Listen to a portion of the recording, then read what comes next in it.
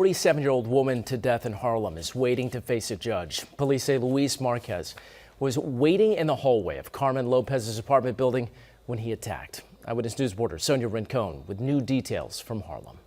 Carmen Yadira Lopez lived on West 129th Street in Harlem, in a building where people knew each other's names. She was 47 years old, and if you asked anyone about her, they'd say the same thing. Carmen was solid. The kind of woman who showed up. She shared her apartment with her mother and her 4 boys. Grandmother, mother, and 4 sons under one roof. It wasn't always easy, but Carmen made it work. Her boys came first. Always. The oldest had grown into young men, but her youngest was only 7, still small enough to need his mother for everything. Carmen gave him all of that. She gave all of them all of that. Basilio Gonzalez had known Carmen for 20 years. He lived in the same building, watched her boys grow up. She was a good woman, he said later, his voice heavy with past tense. Other neighbors agreed. She was friendly, reliable. She'd stop in the hallway to ask how you were doing and actually mean it. She always had time to talk. Carmen's friend Areli really understood her. Carmen was happy, Areli said, meaning it in the truest sense. Carmen was genuinely content with her life. She focused on her boys and kept things simple. That's who she was. Simple didn't mean easy. Carmen worked hard, the kind of hard that leaves you exhausted. She showed up for parent-teacher conferences and soccer games. She cooked meals, helped with homework, made sure her boys knew they were loved. Every single day, she chose them. That's what people kept saying after. Carmen was happy. She had her boys, her routine, her life. She wasn't looking for drama. She just wanted to raise her sons, go to work, come home, and do it all again. The photos tell the story. Carmen at birthday parties, cake blazing while her boys crowd around her. Carmen on ordinary afternoons, her arm around one son or another, that warm smile on her face. This was just life. Her life. On West 129th Street, Carmen Yadira Lopez was exactly who she wanted to be. A mother. A daughter. A neighbor. A friend. Someone who showed up and loved her children fiercely. She had no idea that someone from her past couldn't accept that she'd moved on. That her decision to live her own life would cost her everything. Before we continue with what happened to Carmen, please like this video and subscribe to the channel. These stories matter, and your support helps us share them. Hit that notification bell so you never miss important stories like Carmen's. Luis Marquez was 41 years old, from the Bronx, and he'd known Carmen for nearly 20 years. They had history, the complicated kind marked by breakups and reconciliations, arguments and apologies. On again, off again. That's how people described their relationship. Unstable. Exhausting. Until Carmen decided it was over. For real this time. No more back and forth. She'd made her choice, and she'd said it clearly. No. But saying no to Luis Marquez wasn't the same as him hearing it. The night at the club was when everyone who witnessed it understood that Luis had a problem with boundaries. Carmen's friend Areli was there, saw the whole thing. They were out, having a good time. And then Luis showed up. He approached Carmen like he had a right to her. Like the breakup was just another phase he could override with enough persistence. "Come here," he said, reaching for her. "Come here." There was ownership in his voice. "You're my girl." Carmen's response was immediate. No. One word. Simple. Direct. The kind of boundary that should have been respected without question. She rejected him publicly, in front of friends, in a room full of witnesses. She walked away from him, made it obvious to everyone watching that whatever they'd had was finished. Areli watched Carmen leave that club with her head held high. Carmen didn't think about Luis after that night, Areli said later. She was done. She had 4 boys at home and a life to handle. She had moved on. But Luis couldn't let it go. While Carmen was getting back to her routine, work, kids, the everyday responsibilities of being a single mother, Luis was stuck in that moment of rejection. Replaying it. nursing it, letting it transform from embarrassment into something darker, something dangerous. Carmen's aunt would say later, through tears, that the family didn't know who Luis really was, didn't understand what he was capable of. If we had known, she said, her voice breaking, we would have protected her. But Carmen herself didn't know. She thought the hardest part was over. She'd ended things. She'd been clear about it. She'd said no in front of witnesses, eliminated any ambiguity. In Carmen's mind, that should have been enough. People break up every day. People move on. That's how it's supposed to work. She thought putting it behind her was sufficient protection. She didn't realize that for some men, a woman's no isn't a boundary to be respected, it's a challenge to be overcome. Or worse, a betrayal to be punished. Carmen went on with her life, believing she was safe. She focused on her boys, showed up at her job, maintained her routine. She probably felt relieved, maybe even empowered. She'd taken control of her own life. She'd exercised her right to walk away from something that wasn't working. She had no way of knowing that Luis saw it differently.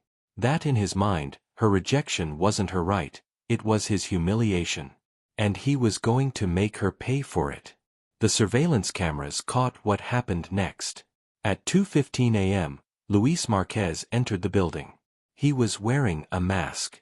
Not because of COVID. He wore it because he knew what he was about to do. He took the elevator to the third floor, Carmen's floor, and stepped into the empty hallway.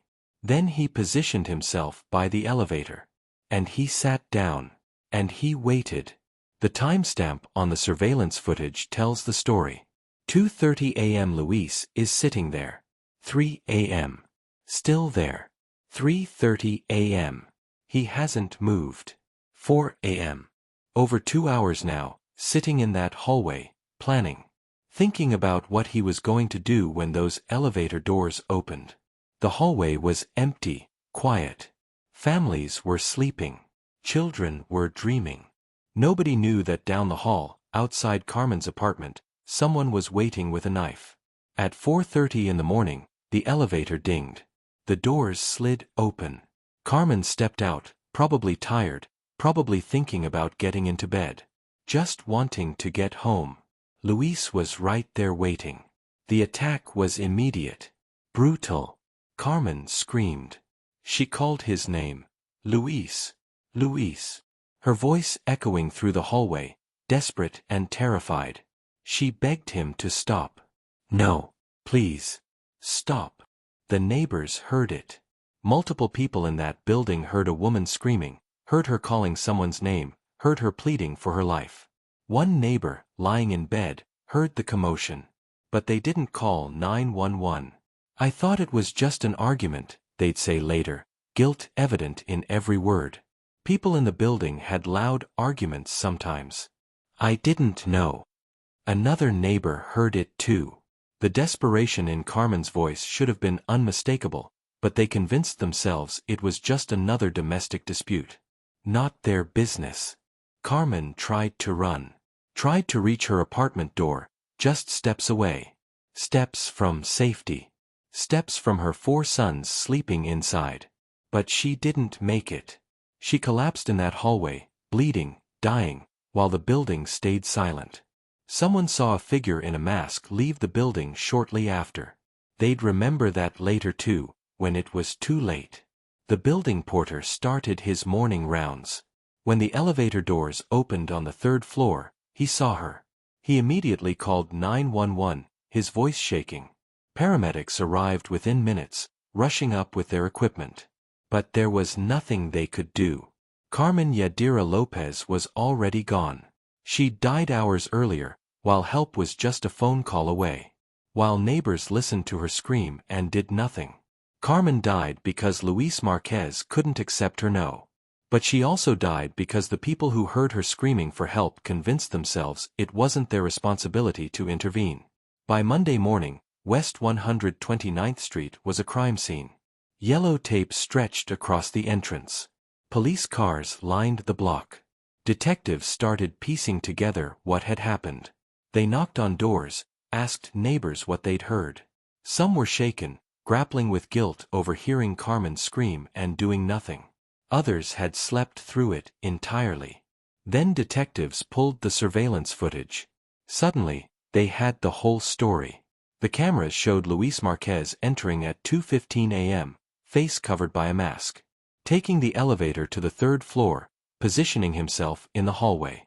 The timestamps told the rest: 2:30, 3 o'clock, 3:30, 4 o'clock, over 2 hours of premeditation caught on camera.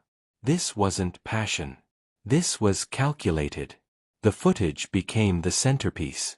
Undeniable proof that Luis had waited for Carmen. But where was Luis now? By Monday afternoon, Luis Marquez walked into Lincoln Hospital in the Bronx with deep cuts on both hands. Hospital staff recognized them immediately, the kind you get when you're gripping a knife so tight the blade slips. They noticed something else. Luis was still wearing the same clothes from the crime scene. Blood-stained. Carmen's blood. They contacted authorities immediately. When police arrived, Luis was in the middle of a psychiatric evaluation. He was unstable. But the evidence didn't care. The cuts. The blood. The surveillance footage. Witnesses who'd heard Carmen screaming his name. It all pointed to one person. Police arrested Luis at the hospital that day. News cameras captured him being transferred from the 26th precinct. He keeps his head down, won't look at cameras, doesn't speak. Just silence. The charges came quickly. Murder in the second degree. Despite no prior criminal record, the judge ordered him held without bail. The premeditation was too clear. The evidence was overwhelming. Surveillance footage, 2 hours of waiting, masked. The injuries on his hands. Clothes soaked with Carmen's blood. Neighbors who'd heard Carmen scream his name. Hospital staff who'd recognized defensive wounds. Every piece pointed to the same truth. Luis had waited over 2 hours. Ambushed Carmen. Stabbed her 20 times. Walked away, leaving her to die steps from her door. The case was ironclad. No ambiguity. The cameras saw everything. His hands bore the evidence. Carmen's blood was on his clothes. The witnesses heard it all. Justice, legally speaking, was certain. Luis Marquez would be held accountable. But no verdict would bring Carmen back. Wouldn't undo her son's trauma. Wouldn't give them their mother. The evidence didn't lie. But it couldn't heal. Within days, they gathered outside the building on West 129th Street where Carmen had lived and died. Dozens came, family, friends, neighbors, strangers who'd heard her story. They brought flowers and photos of Carmen smiling with her boys. They brought candles that flickered in the evening air. In the center, 4 candles burned. One for each of Carmen's sons. Carmen's aunt stepped forward, tears streaming. We didn't know who Luis was. We didn't know what he was capable of. If we had known, if Carmen had told us, we would have protected her. Carmen's sister could barely speak. I just want justice for my sister. That's all I want. Areli, Carmen's friend, spoke through tears. To know her is to love her. Carmen was never negative. She would enlighten you. She would give you the words you needed. Then her voice hardened. Luis Marquez should spend the rest of his life behind bars. Because that's what he took from Carmen, the rest of her life. Domestic violence advocates stood among the crowd. When no means no, it means no, one said, and the crowd echoed. No means no. Carmen had every right to end that relationship. Every right to say no. And Luis Marquez took her life for it. Another advocate spoke about what many don't understand. The most dangerous time in an abusive relationship is when someone tries to leave. This is when violence escalates. This is when women die. We All Really Matter, a Harlem-based domestic violence organization, stepped in to help. They covered Carmen's funeral expenses, provided resources, crisis hotline information. Their message: help exists, but awareness needs to grow. Carmen's 4 sons will spend their lives without their mother. The youngest was only 7. He'll barely remember her voice, her laugh. The older boys will remember, but they'll also remember the trauma. All the moments Carmen will miss. Graduations, weddings, grandchildren. She won't be there. And all the moments her boys will face without her. The heartbreaks and victories, the questions only a mother can answer, the comfort only she could give. Carmen exercised her right to end a relationship, the advocate said. And Luis took her life for it. This cannot keep happening. Women cannot keep dying because men refuse to accept rejection. The vigil ended with a final tribute. Photos of Carmen displayed. Carmen laughing, Carmen with her boys, Carmen living her life. Rest in peace, Carmen Yadira Lopez. Your life mattered. Your story still matters. If Carmen's story moved you, please share this video and leave a comment supporting her family. If you or someone you know is in an abusive relationship, reach out. The National Domestic Violence Hotline is available 24/7. Resources exist. Help exists. Don't wait until it's too late.